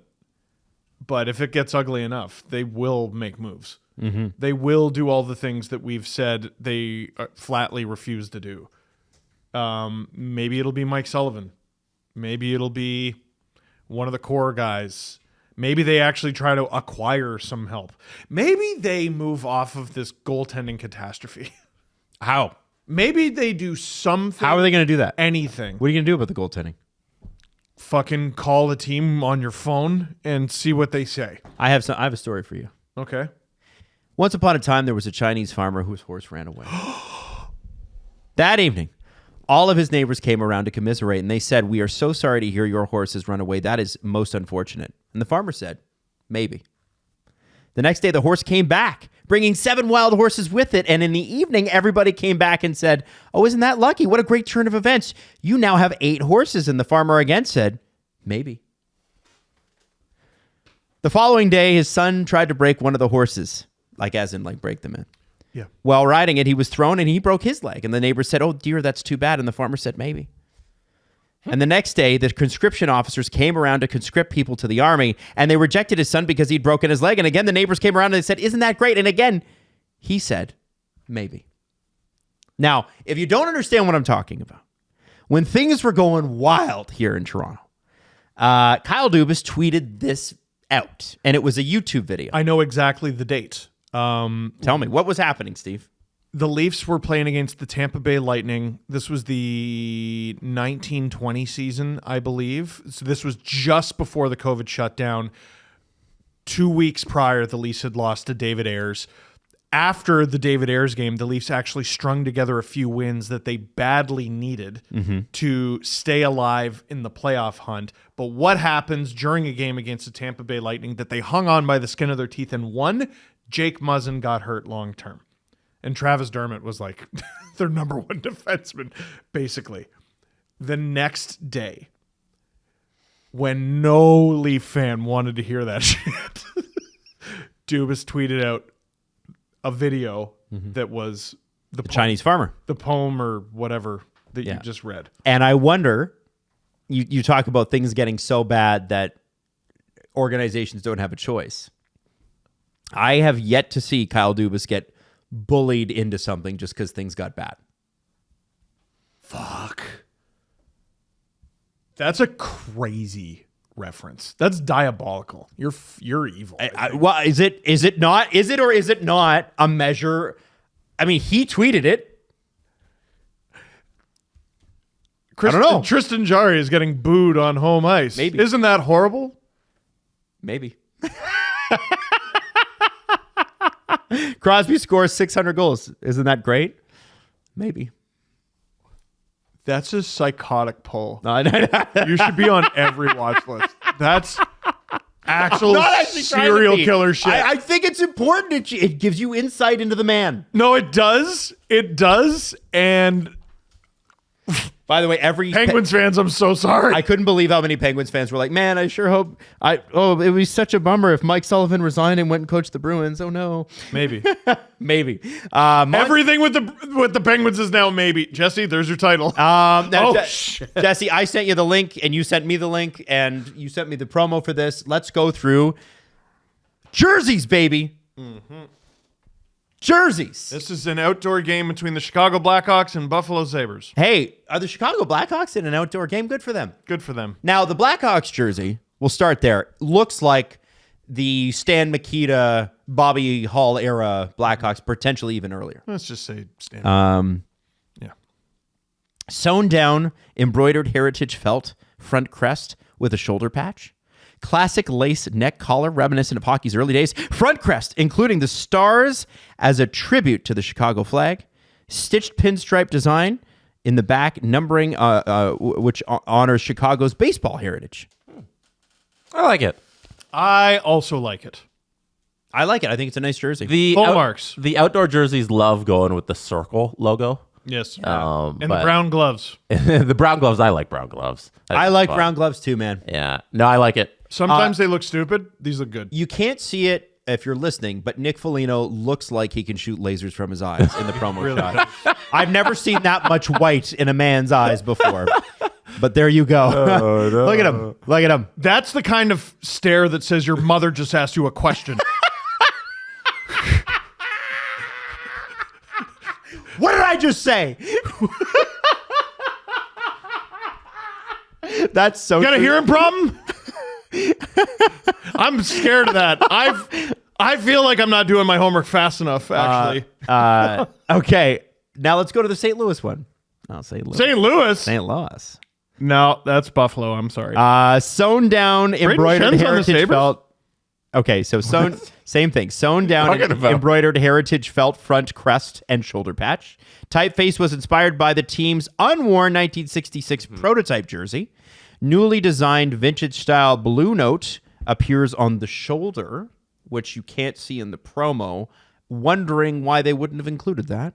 Inside, back, neck, and hem label and display the St. Louis fleur de lis, which you also can see on the Quebec flag. Fleur de lis, which is a French monarchy insignia from years ago. Anyway, I wish we could see what was on the Blues shoulder, but I like this jersey. Yeah? With this one. Here, can I can like the pull up Blackhawks a- one a lot. I think the Blackhawks I can pull up a one's different cool. photo if you wanted. Okay, you know what? I'm gonna reserve reaction until I see an alternate angle of this jersey. Okay. I would also you say- want more angles? Yeah. I sure do. Okay. Give me a second. Maybe. What do you want? Like a back side? Maybe. No, I don't want to stop. Which one? Which funny. team is this? I think it's very funny to me. Hold on. I still can't. Oh, here we brought that go. up. Okay, let me see this. Jesse's going to scan the video. Blues. All right, Winter. There you go. Okay. Now you can play this. We You can play this promo. video. Yeah, Promo. Fanatics sent this to us. Are they going to show the shoulder? There's all the details. St. Lou. There's We got Bedard. some. The Blackhawks one's so good. It is. Yeah, it's really good. Okay, there's some. Okay, so it looks okay. like the normal blue note. Yeah, there you go. Okay. All right. It looks like, yeah. So, okay, here's my question, and this is what I'm going to There you go. challenge. All right. Okay. Yeah, it's a nice jersey. It's a nice jersey. And by the way, I like both of them. Sabres stole clean. the Blues colors when they came into the league. Yes. Yep. That's very true. So, When I couldn't see what was on the shoulders, I thought it was a little too plain Jane. no, yeah, the shoulder helps. You're The right. shoulder helps big time. The Blackhawks one, no notes. Oh, here's even better on the shoulder. Yeah, no, that's good stuff. What do you mean? The Blues one has notes.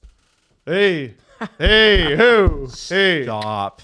Oh my God. Let's go. He's not even a dad. Like, come on. He's our dad. The St. Louis Rams way back in the day had these blue colors as well. did? Like these are colors that are native to St. Louis. These are Marshall Faulk colors, man. They are Marshall Falk, Isaac Bruce, Torrey Holt. Yes. What's back in the day? 2021? No, that's I'm talking 25 about years ago. I'm That's talking about like the Kurt early- Warner years. late '90s. Yeah. The greatest show on turf. Hey. Called. Man, that's when I got into football, when that team was really good. Yeah, that was my favorite football team of all time. They I love both jerseys. I got no problem with either of them. Here's what my challenge is going to be. Instead of the Winter Classic, why don't we jazz it up next year and do the Winter Retro Classic? Now, when you say retro, a lot of people go retro, that must mean the 80s. And I think it would be fun if we tried something different other than, hey, this jersey looks like it might have been made in 1947. I think it'd be great if we tried it, hey, 1977, 1987. Let's pull from this. The NHL has 110 years of history and design to pull from. Why don't we pick a decade each year and go, it's going to look like it came from this decade. Got it. And even if your team didn't exist in that decade, like I love when like a team like Seattle's got to do a throwback. I think it would be fun to be like, okay, we're going all electric 80s this year. Okay, but I'm putting a caveat on it. I have demands. No more Blackhawks. No more what? Blackhawks. That's enough. Oh, like Blackhawks jerseys? All their jerseys are the same. They're all the same. Yeah. There's the one that's black and has a bunch of stripes. Other than that, it's red and the logo. Do you not That's think it. the Blackhawks Winter Classic people they must be so exhausted with the black, like what, like every They're gonna year it's run like, out of red What ink. do you mean they got another game? We gotta do this again? They're gonna run out of red ink and stripes. Well, and especially with the way Detroit's looked last year, Detroit was like black and white and red. And They've then- also had the same jersey forever. Well, I what I'm saying is like reimagine what it would have looked like in the 70s if you had a graphic designer team go in there. Oh, so like aggressively deep V. Yeah. Or And have like a giant collar. or Disco themed jersey. yes, like we in the 80s the typeface got very sharp. In Bell-bottom album coveralls. color, like lift from pop culture. Don't just lift from the this team won a lot of baseball championships, so we're going to put some stars on the flag. I want you to go, hey, here's what's happening in pop culture at that time. Here's something that's unique to our city at that time. Here is a reflection of the times gone by, and make a jersey inspired by that rather than just, does it look like my great grandfather would have worn it and it was made of wool? Yeah. I know what you mean. Let's open it up a little bit. It's not just when Cliff Fletcher was in his 30s. We can do Cliff Fletcher in his 50s. We can do Cliff Fletcher in his 70s. Jesse, I think we need another things that are younger than I can honestly play that game all day. Just That's the best you thing we could, ever do. because the answer is nearly everything. It's like everything in society came before Cliff Fletcher. Can I just was say that- The born. steel ink pen. I drove home the other day worried that I'm like, what if he ever heard that? Do you think he'd be insulted? And I was like, wait a second. No. He's not listening to a podcast. No. Also, I would love to have Cliff Fletcher on the show to talk about what it's like in like the 50s. or something. Yeah. Like Actually, when yes. he started in hockey, imagine what that world looked like. Oh my God. What was it like to be my age watching the moon landing? That's what I want. That's honestly something that probably happened. Probably it happened. What was it? 1969. Would love to talk to him. I hope Pretty he sure hears he was this, and I alive. hope Cliff Fletcher's nephew, who's probably listening, would get in contact with him. Dude, I would love to know. I would love to know what it was like to have color TV for the first time. And Cliff would be able to tell you. The washing machine. Yeah. You lived in a world where there was no laundry machines. Well, there were. They were just hand crank. Yeah, some other From the type of Looney machine. Tunes, man. Were you blown away when they invented the microwave? Oh, man. What do you mean I can wanna heat up food in ask 30 that. seconds? Jesse, I was 2 years off. He was 34 when man landed on the moon. I want to ask him that. Dude, he was our age. Our age. When man landed on the moon. He was like John Tavares' literal age. Yeah. That's insane. And he had already worked like 10 years in hockey at that point. Yeah. Holy fuck. I will tell you that, Jesse, that you're not the only one who finds that to be their favorite segment. My wife has also said that is her favorite segment we've ever done. It's so interesting. She says it's the greatest thing, and she's like, I hope you continue to bring it back. Oh, no way. Natalie's the best. I hope when I'm 89 years old, Yep. which he is, Yeah. an NHL team is like, yeah, I'm going to pay you for your advice. Just want to pay you to be here. yeah, Vibes. vibes. Fletcher brings the vibes now. You know how much Leaf tickets are? This dude just gets in the building with a key fob? That's crazy. For Giving it away. anybody who was wondering about why we keep talking about the Blackhawks in outdoor games, I just wanted to count this and let's just do it. put this stat out there. From March 1st, 2014 until January 1st, 2019, the Blackhawks played in 5 outdoor games. It's not something we imagine No, that we they're did. in every game. They were literally in almost every outdoor series. Like 5 of them from 14 to 19 is insane. They played Pittsburgh in March of 2014. They played Washington January of 2015. They played Minnesota in February of 2016. They played St. Louis. This is actually a rematch because they played St. Louis in St. Louis in 2017, and then they played the Bruins in 2019. They're in every single outdoor game. Let's get some new teams in here. Let's mix this up a little. That's, yeah, Utah. I want Utah. One last thing before we do the two quick notes before Okay. we do the press conference. Okay, real quick. Yeah. Got it. PWHL will be on Amazon, TSN, Sportsnet, and CBC this year in Canada. Hooray! So all 4 providers buying in, which is excellent news. Minus for the league. Sportsnet? No, Sportsnet will. No, I saw they. Oh, they're weren't- not. Yeah, they weren't carrying I any games. misread that. Okay, my Yeah, apologies. yeah. So, okay. Yeah, they Sportsnet, got. anti-feminist, I would say. Damn. I'm Yo, kidding. I'm hey, joking. It's no, a joke. No. No. All right. It's a joke. I'm kidding. No. And this is interesting. And this is interesting if you're a hockey fan because the NHL and the MLB are very well connected. They actually use the same platform for their website. MLB hosts on the MLB network often do the NHL network as well. They share production facilities.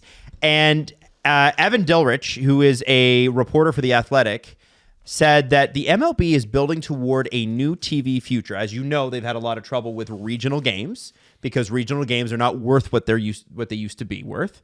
And, you know, things like Bally Sports, which is now FanDuel Network, were having issues paying their bills.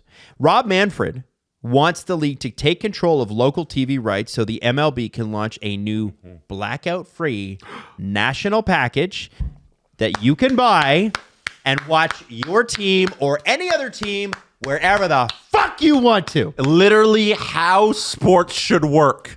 You pay the money, you get the games. All 6 MLB teams that remain with Diamond Sports have deals that expire no later than 2028, meaning, ladies and gentlemen, the MLB could be, after the MLS, the next league Yep. to do it. The NHL, I can guarantee you, will not until at least 2030, because here's what's going to happen. Amazon's going to buy that national package, and TSN and Sportsnet will split the regional games. But once that's done, we will then see the success of both the MLS season pass and the MLB probably season pass. The NHL for, I want to say at least like probably more than a decade, I want to say decades, had this available. It was called NHL Center Ice. And you could just buy that and you get everything.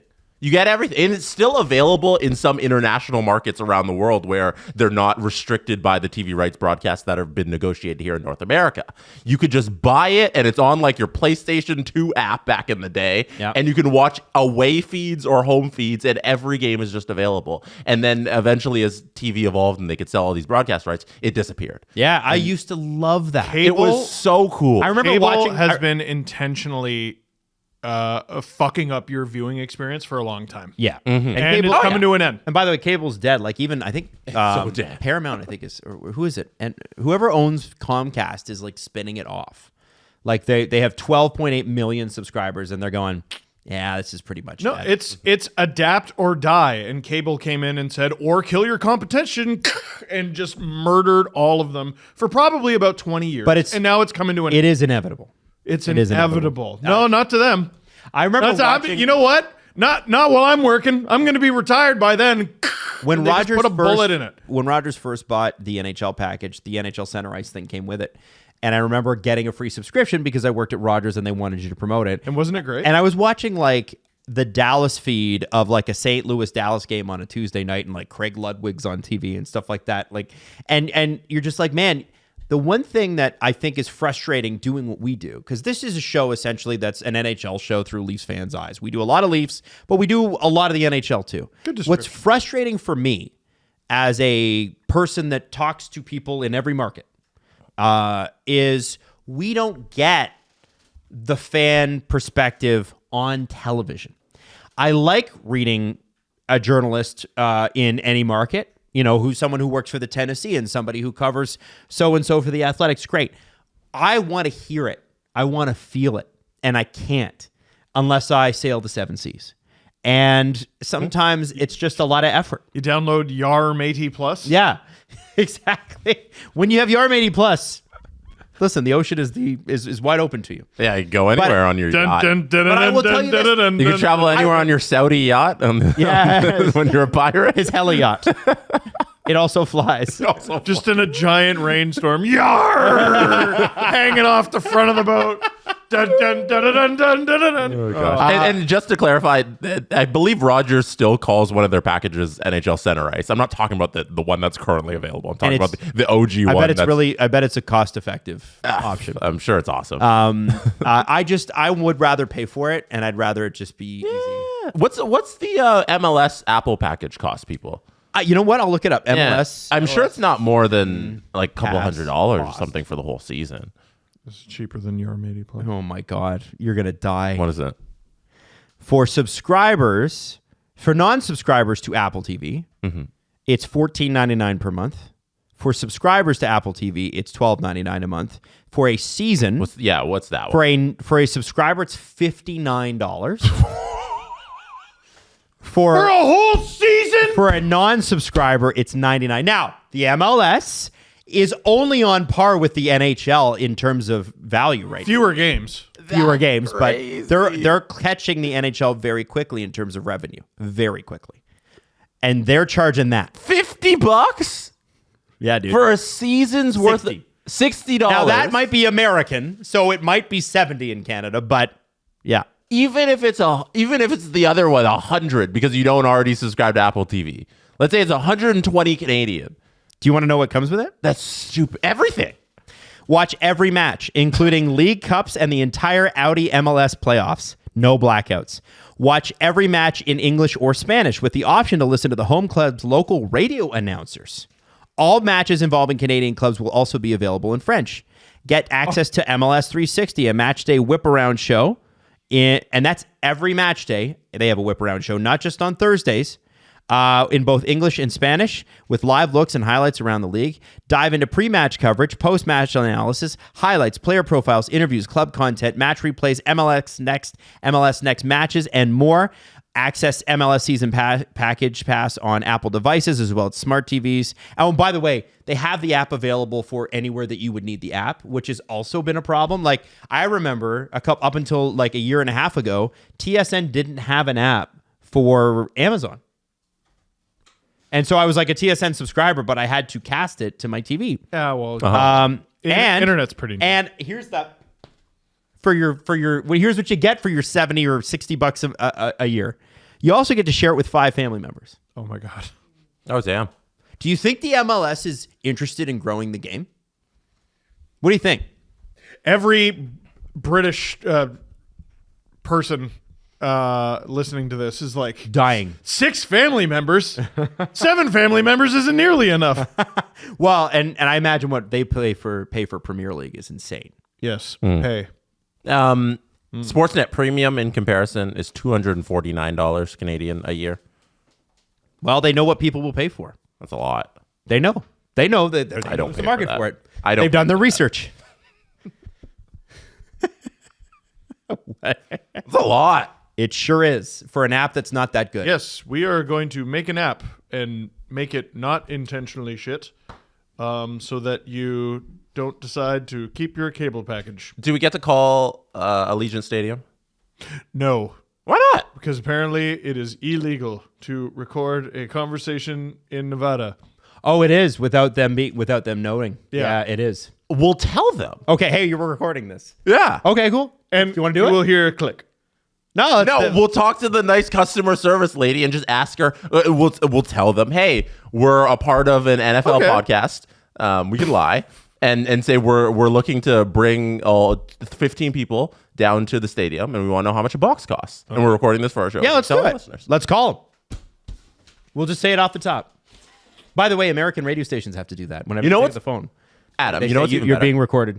So first of all, Adam, you're going to be in charge of this. Okay. You're going to be talking to whoever we get on the phone. Let's not do that NFL nonsense I just said. The WrestleMania is being hosted at the stadium this year, April 19th to 20th. It's going to Okay. be 2 days. Oh, I might like to go to that. Yeah, we all might. So Adam, you're going to be talking to whoever we get on the phone. Yep. And you're going to ask them for a box of, let's say we got a group of 25 people coming down to wrestle. That's a good number. Should we go less or more? 25 is good 25's for a good group. And you want to know how much it'll take to get 25 people down. You're part of Wrestling Podcast. You're recording this just so they're all aware. Is that cool? And for funsies, let's say, what's a season cost? And then you also inquire about, hey, what if Season of the what if I NFL. wanted to see the Raiders and I want to know what those suites cost Yeah. as well? Yeah. Yeah. Okay. And you got to have a fake name. Why can't it just be me? Why can't you be Tony Foot? Tony Foot. Do you want me to be Tony Foot? Hi, this is Tony Foot of the Tony Foot. FOOTE. Yes. Tony Foot Adam. of the Tony Football podcast. Wait. No, wrestling. Oh, wrestling. Right? Yeah, And we do a little football on the people's side. Like foot? we're also, yeah. the people's foot. And just, make it Ripper clear. Nation? Get Make it? it clear off the top for all legal reasons that we are recording this so you can play it back to your business Yeah. partners and all that fun stuff. Yeah.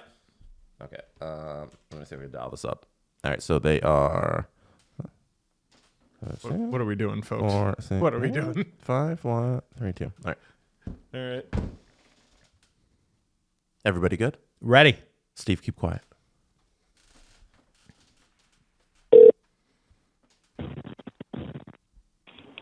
Raiders, how can I help you? Hi. I'm looking to speak to somebody in the luxury box department. Yeah, I can help you with that. What were you looking for? Well, first off, I do want to say I'm recording this call because we have to legally say that for my business partners. But my name is Tony Foot. I am a football podcast host, and I'm actually looking at, weirdly enough, not football, WrestleMania. And I was wondering if you guys have any luxury boxes available. We want to bring some clients down there, kind of pull it all together and give them a good time. And I just wanted to know what your pricing options might be. Yeah, so we do. We have a few different options. Did you know how many people approximately you'd be looking to bring out? Is 25 possible? Yeah. So we're down to pretty much our last, we have like 1 or 2 26-person suites remaining. Okay. Let me pull up my inventory. So essentially, it's going to be our top tier suites. They're, like I said, 26 guests. They're all inclusive, so the suite comes fully catered. And then you'll also be in a club space that has additional food and beverage options for you and your guests as well. So it has everything you need. That includes alcohol, soft drinks, food, desserts, literally everything. Okay, so it's an all-inclusive price. It's not like a la carte from the menu, like because I'm looking at the menu online and that sort of thing. So is that? Correct. So it's all inclusive. So you don't have to worry about taking out your wallet at all once you get there. Oh, great. Yeah, so it's nice, especially if you're sending clients, because they're going to be taken care of from start to finish. For WrestleMania, for both nights, so it's sold as a package, so you get both nights. It goes for $50,000 total for the 2 nights. Okay, and you said you're down to your last one. Can I ask about the view? Like, what kind of view am I getting from this particular? Box? So it's going to be on the 150 level. If you'd like, I can email you a link that'll show you the exact view from the specific box. Only thing is it's going to be a view of a football field. Okay, that's fine. You just have to kind of use your imagination. The ring will be right in the middle where the 50-yard line would be. So I could send that to you. Okay. What is a good email address for you? You know what? I'm going to call you back on this because the price thing is what I have to run by my partners before I can go forward. Okay. And then kind of go from there, because if the price tag is a sticking point for them, I don't know that it will be, but if it is, I need to make sure that, obviously I'm not wasting your time here. No worries at all. Did you want to take down my direct line in case you have any questions? Could I? Yeah. Let me know when you're ready. I'm ready. It's fantastic. And can I ask, are your regular, like for regular season, for Raiders, are you guys completely sold out for that? We're not. We still have the Jaguars and Chargers games available as well. All right. And are those, can I ask what like a game might cost? Yeah, so it just depends on the location, the size of the suite. We have a little bit more availability compared to this. They're pretty much starting around $15,000 for a Raider game. Okay. And that's all inclusive as well. So it just depends on what you get. It's different for a Raider game. It's not that all-inclusive one. We only have those all-inclusive ones for WrestleMania. Okay. But we do have them for Raider games where some of them come with unlimited alcohol and a preset food and beverage package. It just depends on like which one you're looking at. And would I get to order, like, sorry, I'm asking a million questions here. Would I get to order beforehand? Like, I know that you guys have the dry aged steak, and I know you've got some like snacks and that sort of thing. Like, how does that work? Yeah, so depending on what type of suite you get, it's either the preset food and beverage menu, and then you can order additional on top of that if you wanted, or you get a food and beverage credit that you can use to order those specific menu items that you were talking about. Beautiful. Ahead of time. Okay. Yeah. Okay. Well, let me take this back because there's a bit, I'll be honest with you, there's a big difference between 50 and 15, and I'm just not sure which one my partners are going to go for. So we will call you back, but I do want to say I really appreciate your time. Yeah, of course. Let me know if any questions come up, and if you want more specifics, I could send over a map and everything. So just give me a buzz. You got it. Thanks. No problem. Have a good one. You too. Take care. Tony? Do you have 50 grand for us, Tony?